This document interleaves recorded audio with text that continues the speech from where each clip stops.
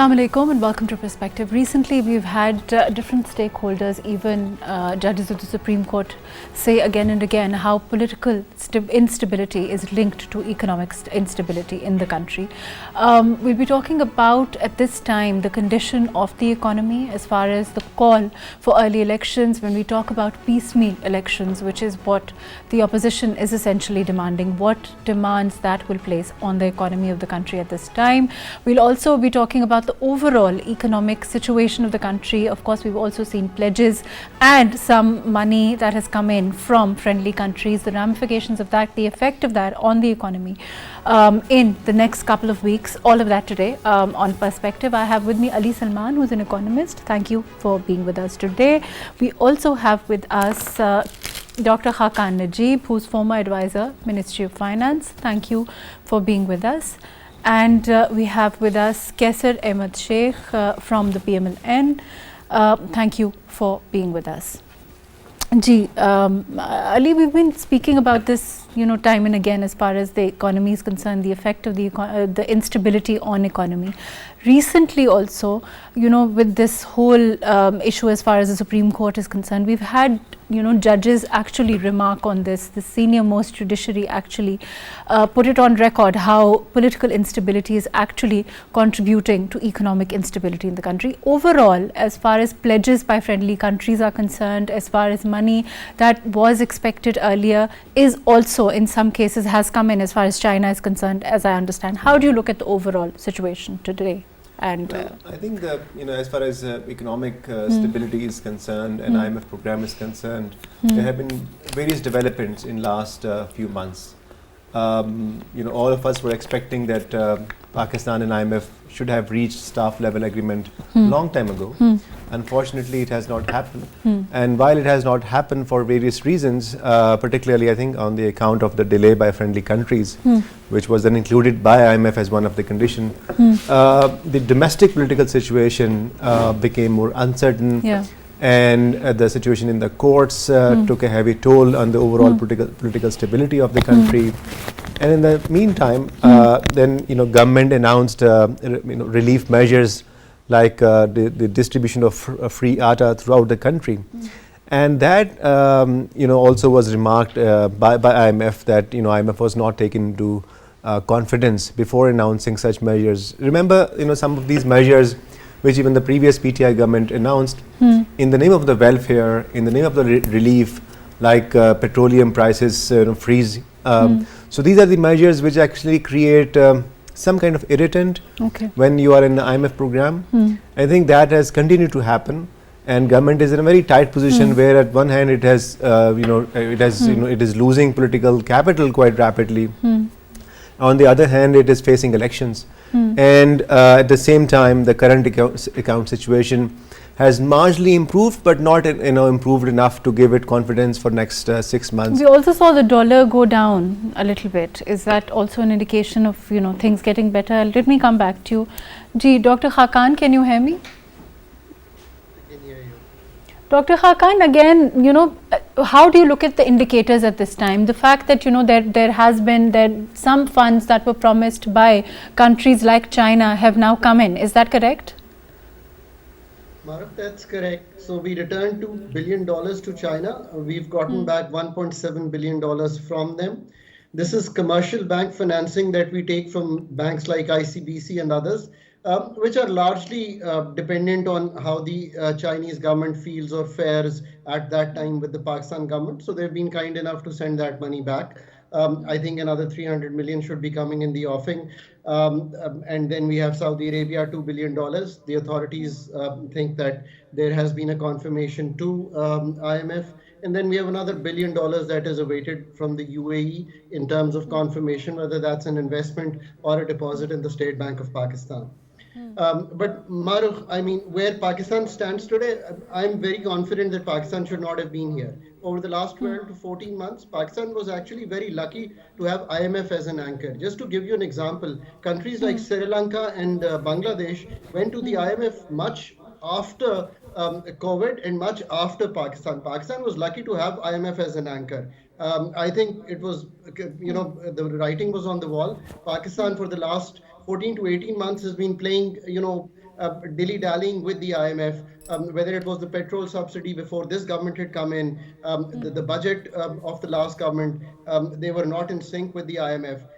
Then came the current government and they tried to salvage the program. It took a while, but by 29th of August, we went back to the IMF, and now another 5 months delay. And it's not the friendly country issue has come up now. We must be very honest with the people of Pakistan. We are running a 47% inflation year on year.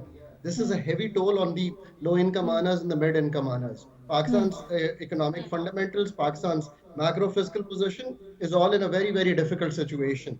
And it has been so because we've, in the short term, had no option but to stick with the IMF, do some major reforms.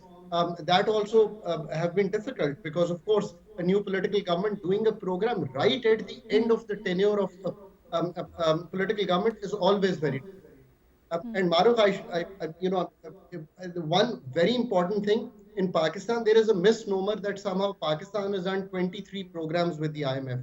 Pakistan has never, ever in its history done 23 programs. Pakistan has entered a number of programs. They never, ever completed these programs. 1316 was the only program Pakistan has smoothly done with the IMF, with the current finance minister in place. And I know that for a fact.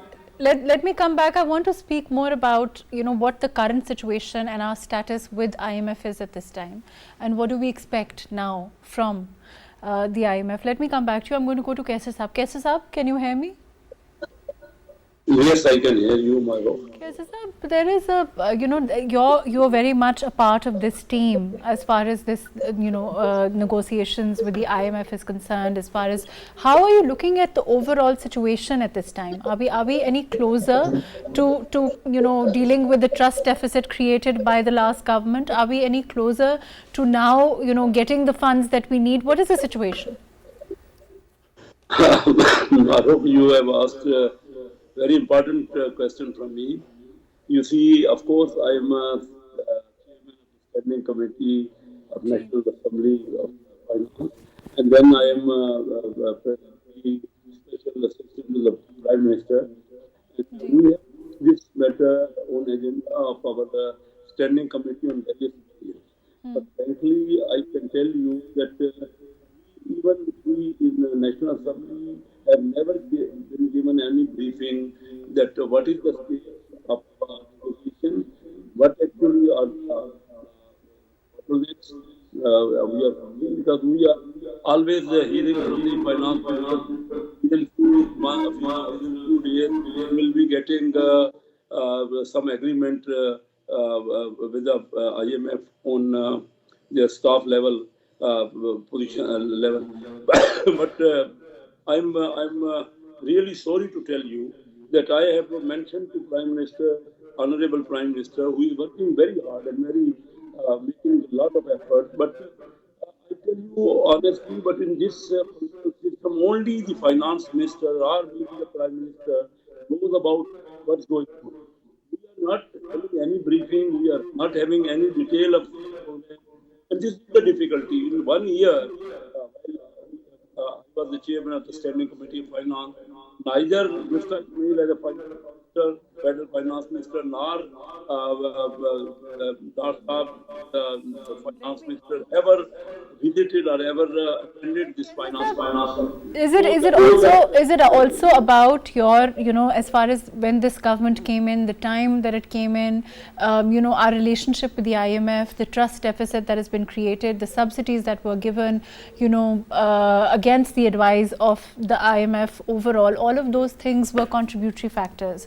But now, as far as, from now on, how do you expect things to work out as far as IMF is concerned? As far as, are we going to hear anything? Ji. Yes, this is very important. MAHRUKH, when PTI government came into power, Mr. Asad Umar, who is also my friend, he became finance minister. We have been referring at that time that we don't need to go to IMF and we will manage ourselves. Then we passed 1 year, and then later on they had to go to IMF. Now again, you see they have been changing the finance minister, and in before our government came into power, they made one commitment to IMF. The PTI government made a commitment to IMF that they will charge petroleum levy on the petroleum products. But instead of giving the petroleum levy, they reduced the prices of petroleum. So that was the main difference as far as I understand. Because I tell you that officially no briefing is given to us. Then again, our government came into power. First of all, Mr. Ismail, he tried his best to find out some solution with IMF. But you see, he was too liberal with IMF, and he was agreed to accept all these conditionalities of the IMF, but still no agreement was finalized. And now when Mr. Saglar came into power, he said that the dollar will be reduced from 230 to 200, or less than 200. But is it less about individuals and more about the fact that it's the policy, or overall the fact that there is a past now that has to be, the IMF also has to now turn around? Let me come back to you. I think there's a problem with audio. Ali Salman Sahib, is it less about individuals, like Kaisa Sahib is saying, whichever finance minister there is, and more about the fact that there is a past now with the IMF, the fact that we've gone back on the promises made, that is obviously having a degree of influence, plus the fact that we are in a, constant flux. We don't have a situation that is, in any way we can call at this time, with an opposition that is constantly saying, let's go on the roads, this is not happening, let's go on the roads, this is not happening. So things are not really smooth. And things are not stable. Yeah, I mean, it is quite obvious that this is not a question of one individual or another individual. It's a question of the overall policy outlook. And if you look at the three finance ministers, I think each of them unfortunately have contributed to the ongoing financial crisis by not committing to the reforms, by not honoring the commitments. But I want to, but the not honoring of commitments started from the PTI when they were in power. Isn't that true? That's historically correct, and I have said it many times. But for how long we can actually put the blame on them and not take the responsibility in terms of the current government? Because obviously, the decisions, for instance, the decision of import restrictions. The fact that China has agreed to give us money, the fact that there is now a move, there might be money that's going to come from the Kingdom of Saudi Arabia. All of those things, don't they show a certain kind of confidence in us that was missing earlier? But first of all, let me just complete the argument. So, I think the current government and the finance minister made two blunders: the restrictions on the imports, and then the control on the forex market. So those are the two blunders, I think, which have led into current crisis. Now, as far as the friendly countries are concerned, I think the government and Saglar Sahib has went on record that they have received the commitments. Now, on the back of it, of course, the negotiations were started again, but then as of today, we have not received in black and white, which is a new condition. I mean, earlier it was not a requirement by IMF to get a kind of a letter, but it is there. I don't think these evolving conditions also show a lack of confidence on both sides, and that is something which obviously both sides, but more so on Pakistan government side, need to address by giving them confidence that we mean business. And also, let's think for a moment. Okay, let's agree with what Saglar Sahib said recently, that Pakistan is going to get the staff level agreement in the next few days. What happens afterwards? So I'm saying, let's imagine that we are already in the program, back on the program. So is that going to be enough? Obviously the answer is no, because we will be continuingly still in the crisis mode. The kind of import restrictions which we experienced last 6 months, it will take us some time before we get back the economy to the normal. Look at the recent growth rate projections which have come up from the World Bank.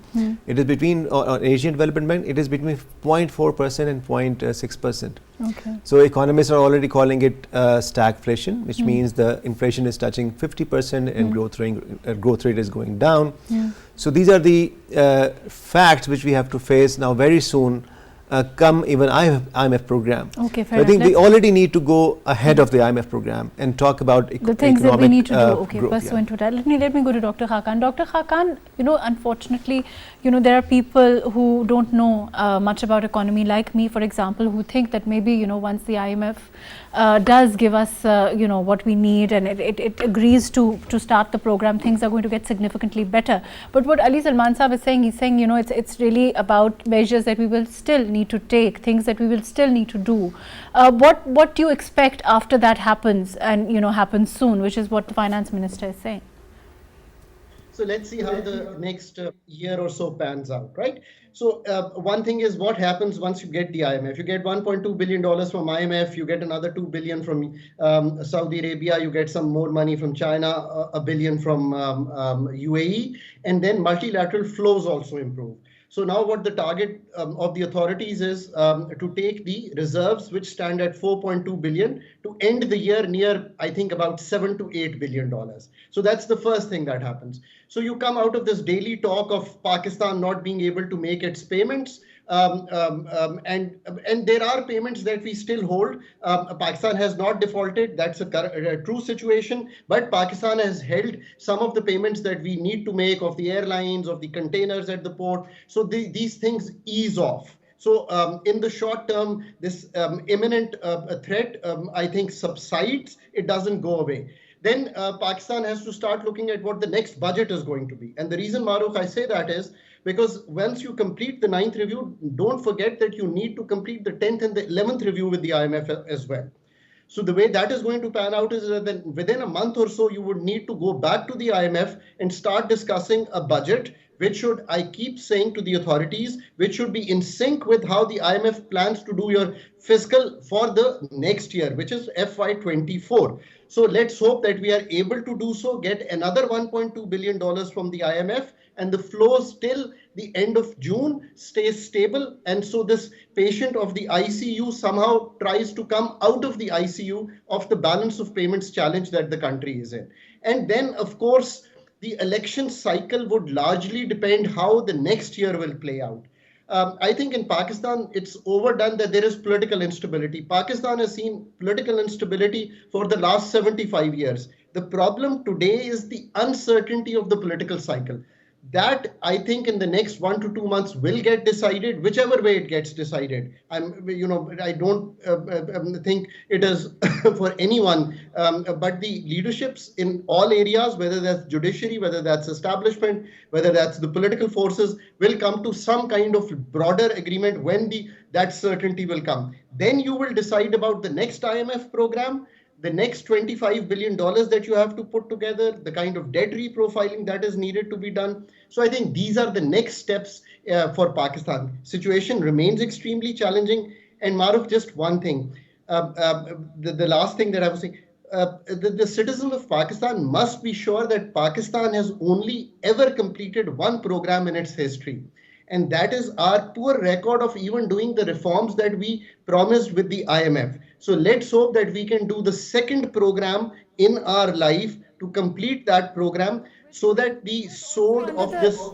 which was the PMLN government and Dar Saab as finance minister. I know that because during that program, I was part of that small team who ran that program, and I was also part of the PTI team when we went in and signed the program with Hafiz Sheikh and Asad Umar. And in both, my advice always has been, when a country is in a balance of payments challenge, like the one Pakistan today is, I would even say Pakistan is not in a balance of payments challenge, we are in a balance of payments crisis situation. Let's hope that the friendly countries come through, we get those things. One thing for the Pakistan authorities and the audience, the architecture of the IMF has changed. That's why I say we must build competence at the Q block. IMF is now asking all the countries that it is dealing with. It asked Sri Lanka the same thing, that get your financing commitments in writing before we can move on. That architecture has changed. So it's not a special treatment. Okay, let me go to Kaisar Saab. Kaisar Saab, can you hear me? Yes. There is now, in this situation in which the government is in, as far as economy is concerned, the demand for elections. How are you looking at this demand as, purely from an economic perspective? And also the fact that, can, in your opinion, Pakistan, can we do piecemeal elections at all? The situation at this time, the economic situation, let's leave the legality, let's leave the constitutionality of it on one side for a second. But the question, as far as the funds are concerned, are we able to do this in a piecemeal way, regardless of what our legal side of things is? MAHRUKH, very clearly our economy is in a mess. We are in a miserable position, and our growth is almost nil, and our revenues are falling, our exports are declining, and we are not able to pay for our imports. Our imports are stopped, and because of the stoppage of imports, the raw material is not there for the plants, and large number of unemployment is there. Now, piecemeal election is not feasible at this stage. We are not in a good position economically. We cannot fulfill. We cannot give food items to our people. This is, you see, elections is of course important. There should be election, but without having consensus. I have in my detailed speech in National Assembly, I mentioned that our main problem had been that we are conducting election, then we are not going to have consensus on the results of election. In 1977, we had elections, and because of not agreeing to the results of elections, our country was dismembered. Then in 1977, we had elections, and because of not agreeing to the result of the election, there was imposed martial law, and Zulfikar Ali Bhutto was hanged. Then again, after that, 10 elections were held. Not a single election result was accepted. So, okay, elections are, of course, very important, but should we only think about election? That once they happen, right? Fair enough. Ji, Ali Salman Sahab, what Kaisar Sahab is saying, I think, he's saying it's not, just elections, one side of it, but then what happens afterwards, and whether there will be acceptance of whatever results happen. Regardless of that, as far as funds are concerned at this time, there are accounts that the government has decided to send them to the parliament, whatever the parliament decides on those funds at this time. Keeping that on one side, keeping negotiations on one side, there's also a budget that's going to have to come very soon. How do you think that's going to be manageable with the the money that's come from the other countries at this time, the IMF hanging in the balance? How is the government going to manage that, considering the kind of shortfall as far as money is concerned? Well, I mean, there are two kind of shortfalls we are talking about here. Okay. So one is the external account, and IMF support is only for the external account. It's not meant to be spent as a budgetary support item for domestic issues. Okay. As far as domestic challenges are concerned, like elections or other day-to-day government administration, the finances comes from the tax resources or non-tax resources, which Pakistani government, FBR and other agencies generate.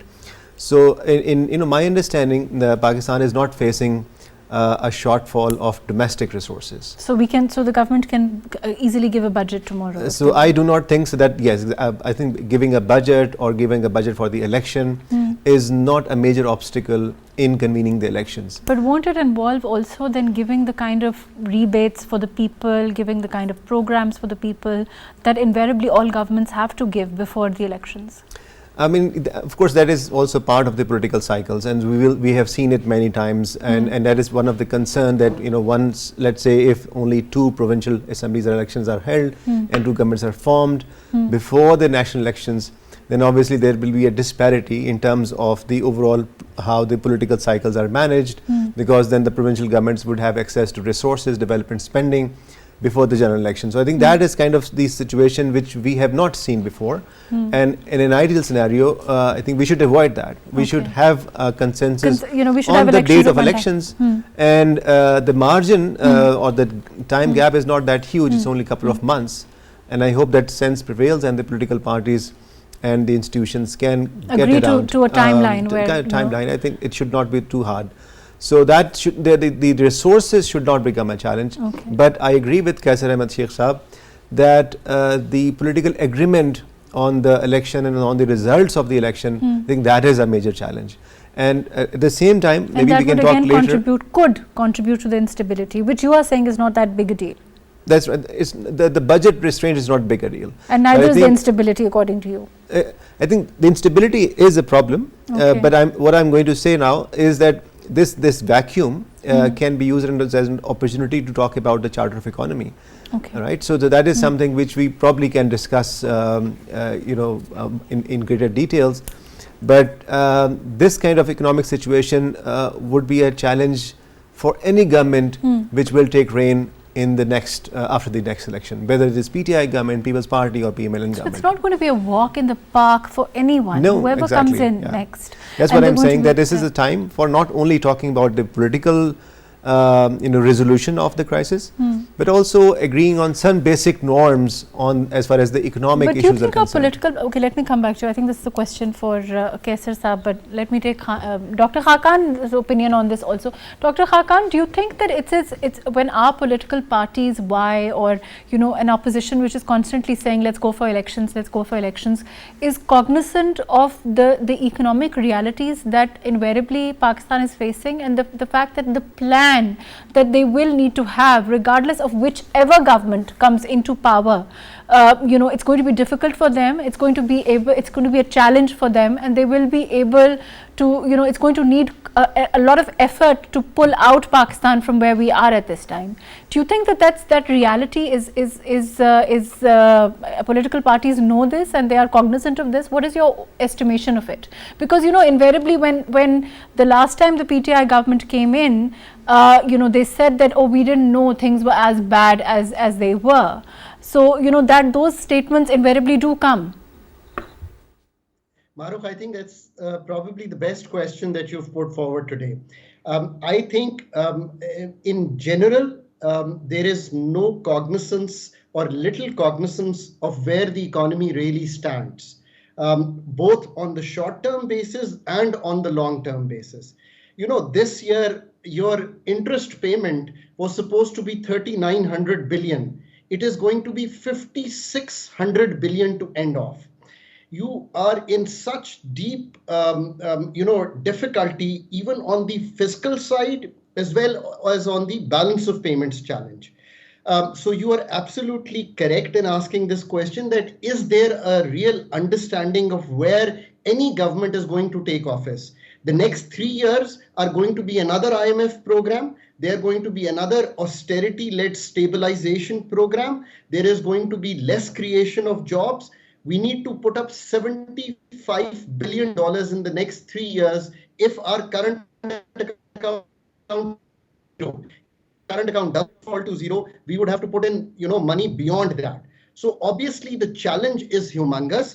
And as I keep saying, where is Pakistan's own plan? And I'm sorry, I don't get that answer. Even today, if you were to ask me, what is the plan in vogue in running Pakistan? It is the Memorandum of Economic and Financial Policies that the IMF has put together.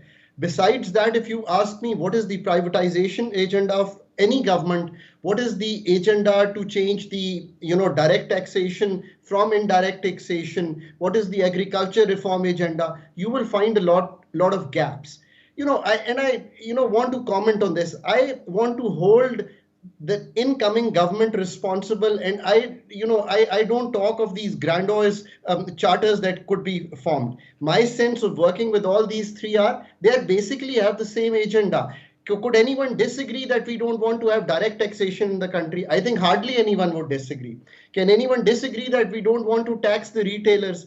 It is the competence and the will which comes in the way to do these things. But then when you go and give amnesties to the real estate. So you don't move with what you are. You read the manifestos, they are not too far away. Most of the manifestos agree on most of the work that needs to be done in this country. So the granular level work that these parties also have to do when they sit outside. So Mahrukh, that becomes extremely important because that gives them the sense. Very relevant. Dr. Khakan, I want to come back on that, the work that these parties have to do when they sit outside. I think that's a very important statement. I'm going to go to I'm going to go to Kaisar Saab with this and then I'll come back. Kaisar Saab, we saw recently the opposition, the former Prime Minister Imran Khan Saab talk about his 10-point agenda, his plan, which was, I think everyone would agree, without being, politically inclined or not, it was a very generic 10-point agenda. The work that political parties have to do sitting outside, rather than calling their people and saying that, let's come on the streets, this is not happening, let's come on the streets, this is not happening, is their economic teams, the shadow cabinet we talk about, the shadow parliament we talk about, those things that should be there, that should be inculcated into our system, our parliamentary system, unfortunately are not there. Don't you think that, what about the government? Then we can ask the same question, does the government have its own plan in place that they expect to follow for the next, whenever, till the next election? And even after, whichever then government comes in. SHAHRUKH, main irony is this, that no government or no political party has any planning, any homework. We have witnessed last 15 years, 3 political governments, the People Party, PMLN and PTI. You see, just for example, you may be knowing that Raza Bakar Saab 2.5 years ago gave $3 billion to almost 200 or 300 rich families without any interest, 0%. And that machinery which is imported, the textile machinery, the cement industry machinery, that's are not in use in particular. That was not needed. People got that loan because it was free, it was without any interest, and they just was getting from the state bank and from the commercial banks. Now that industry is still there, packed in their cases and not used, and no export increase. They planned and they said that the export will be enhanced. And I tell you that all the finance ministers have only one intention and one job in their office, that to get IMF loan. They are not planning to make any development in the country. There's no growth.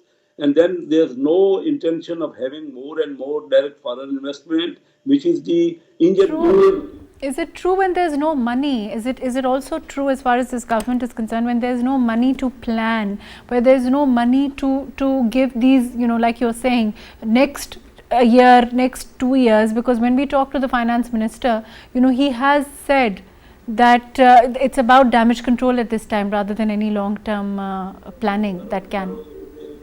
If there was no money 2.5 years ago, $3 billion was wasted, not used. What was the intention? And whether that discussion was in the parliament, anybody discussed about in the standing committee of finance? There is one-man show in Pakistan governments. I tell you, all the parties, they have no planning, they have no intention, they have no line of direction.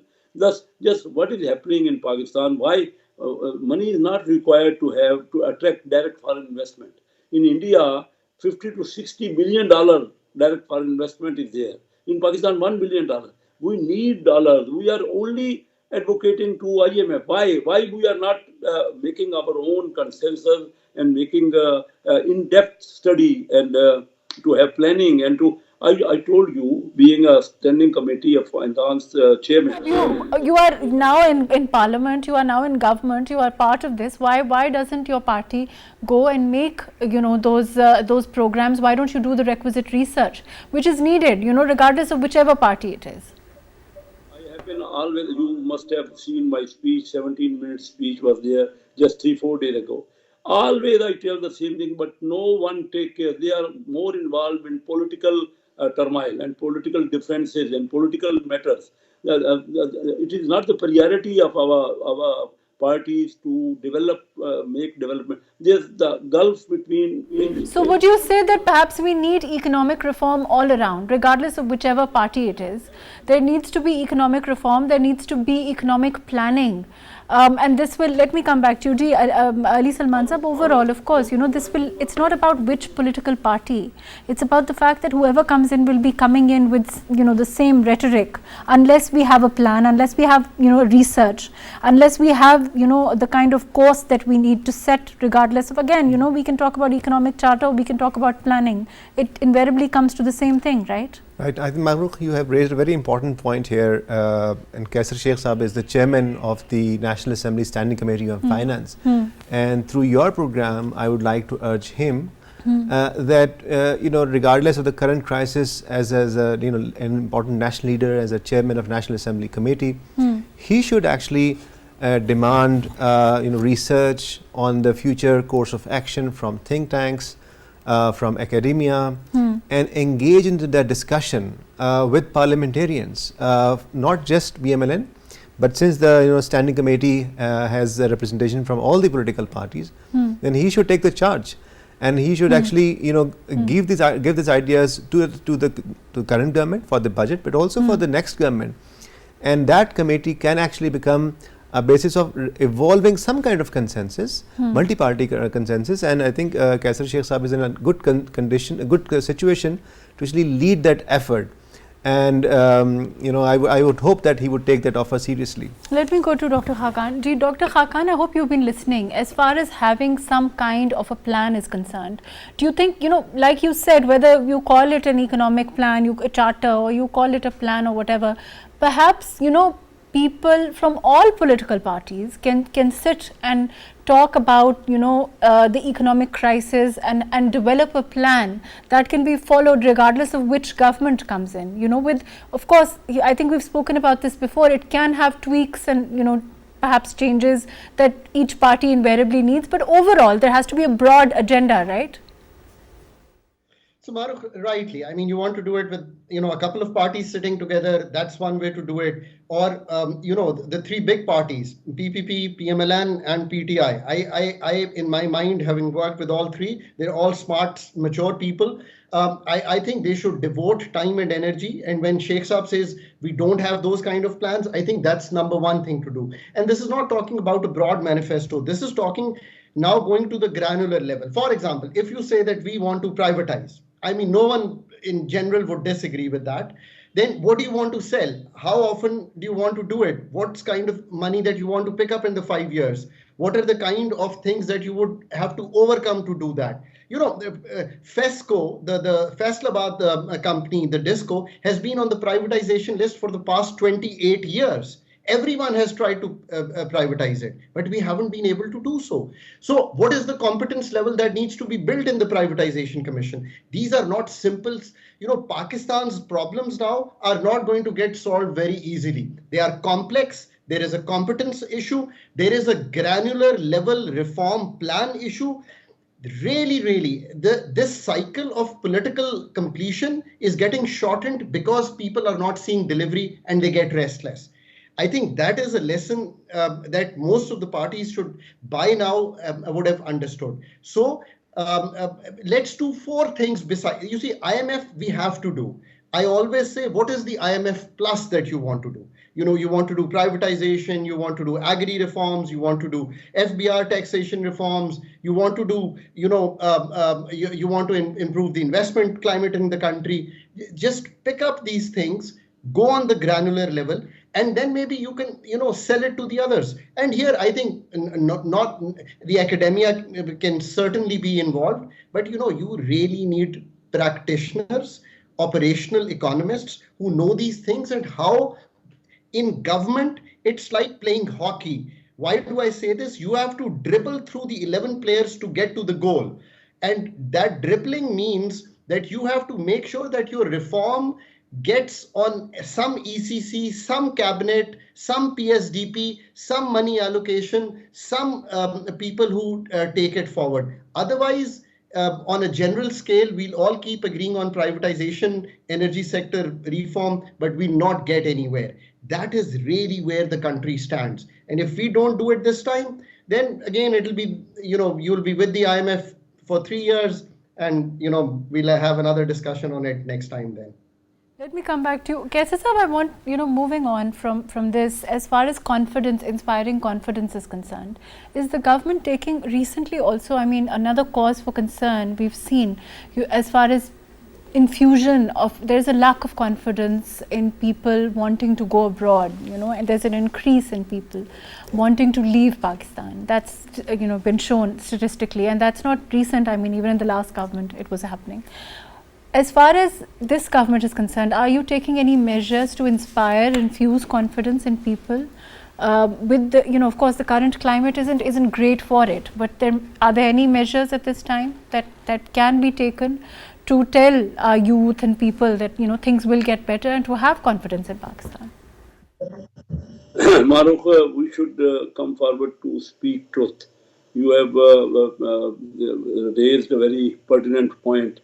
You see, I tell you frankly that the intellectual, the learned people, the education, and even the business people, they are intending to leave. They are not satisfied, particularly young class.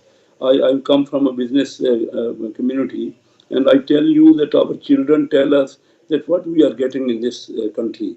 You see, there should be a clear-cut policy. I, being a standing committee finance chairman, people feel that even we were discussing that I can do a lot. But I can tell you, even since 1 year, no federal finance minister had even got a time to come and visit and to brief us and to tell us that what's happening.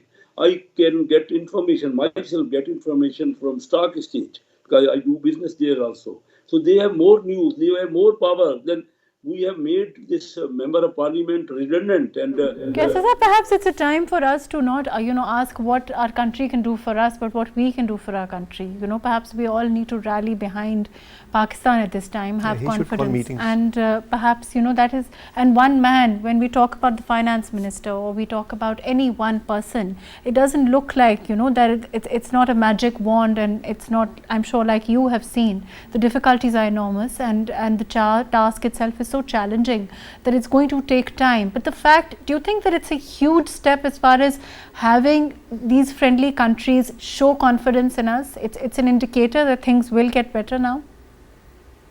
MAHRUKH, we ourselves have potential.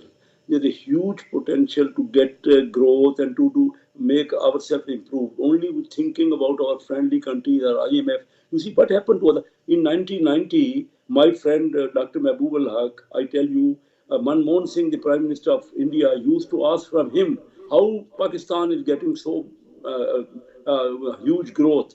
What should we do?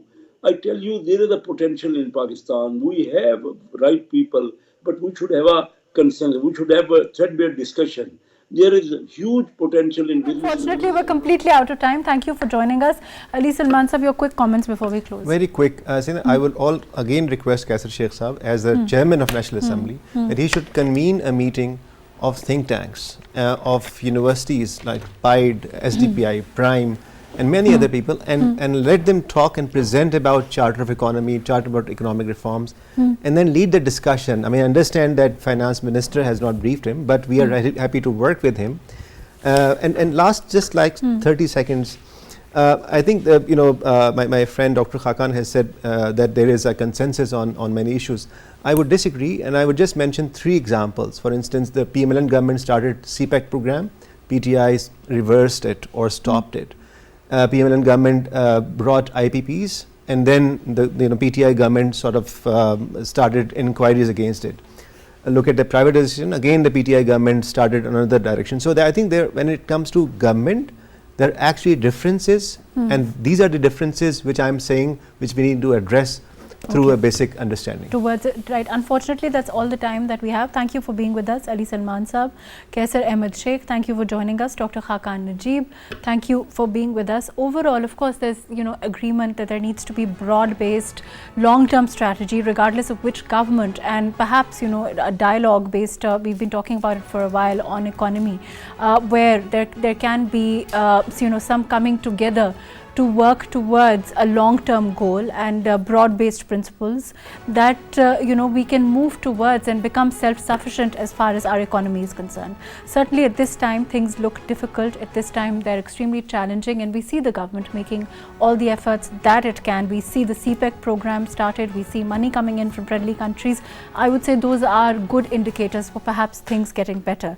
And again, we should ask what we can do for our country, not what our country can do for us at this time as things stand. Thank you so much for joining us today on Perspective.